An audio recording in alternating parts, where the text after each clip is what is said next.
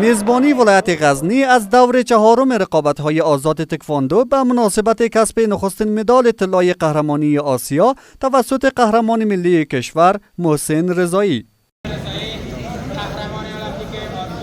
برگزار کنندگان میگویند که این مسابقات برای 2 روز ادامه داشته و حدود 200 ورزشکار از 15 ولایت کشور در رده‌های سنی مختلف اشتراک کردند و هدف از برگزاری این مسابقات را شناسایی افراد شایسته برای حضور در تیم ملی عنوان می‌کنند. آنان می‌افزایند که از میان این ورزشکاران 32 ورزشکار از بخش جوانان و 40 ورزشکار از بخش بزرگسالان انتخاب شده و ورزشکارانی که مقام نخست را از آن خود کنند عضویت تیم ملی را کسب خواهند کرد.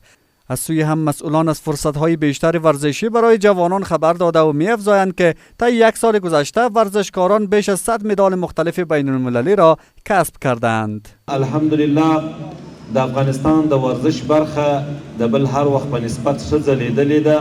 موږ اوس له نړیوالو رویدادونو څخه لسګونه مډالونه لرو چې د افغانستان ورزشکاران له افغانستان څخه تللي په نړیوالو رویدادونو کې لوبېدلي او له هغه ځای څخه د پام وړ لاسته راوړنې درلودلې دي. الحمدلله په کور دننه ورزش توسعه پیدا کړې. اوس د افغانستان په هر ګوټ کې او په هر برخه کې د ورزش څانګه سته او د ورزش فعالیتونه سته. الحمدلله په سږ کال کې موږ تر 100 زیات مډالونه ترلاسه کړي دي. 15 ولایت است. اگر به ترتیب نام بگیریم کابل، غزنی، ولایت ننگرهار، پکتیا، هرات و به این ترتیب 15 ولایت در این مسابقات اشتراک دارند. 200 ورزشکار است. از بین 200 ورزشکار 32 ورزشکار در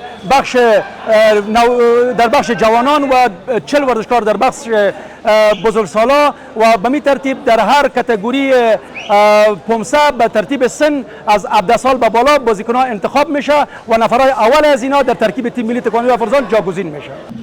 براستی آقای رضایی عزیز برگ زرینی در تاریخ ورزش کشور رقم زده است. افتخارات ایشان تنها مدال نیست بلکه نماد امید، اراده و الهام بخش نسل جوانان افغانستان است. آرزو داریم همواره در مسیر قهرمانی بدرخشد و پرچم افغانستان را در بلندترین سطح‌های جهانی به احترام درآورد. در همین حال ورزشکاران اشتراک کننده برگزاری چنین مسابقات را جهت بالا رفتن سطح توانایی ورزشکاران مهم عنوان کرده و خواهان برگزاری همچون مسابقات در دیگر ولایت‌ها نیز میباشند. مسابقات بسیار مفید است به خاطر که سطح ورزشکاران بسیار بالا میره و به مسابقات ملی و بین المللی بسیار آمادگی خوبی میشود و به بازیکنان بسیار امتیازات بالایی داره.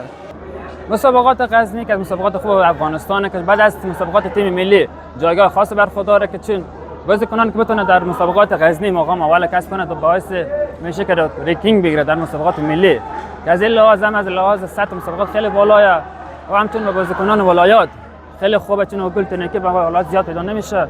غزنی از این لحاظ بازیکنان مثل ولایت هرات و ولایت غرب اینا خیلی خوبه.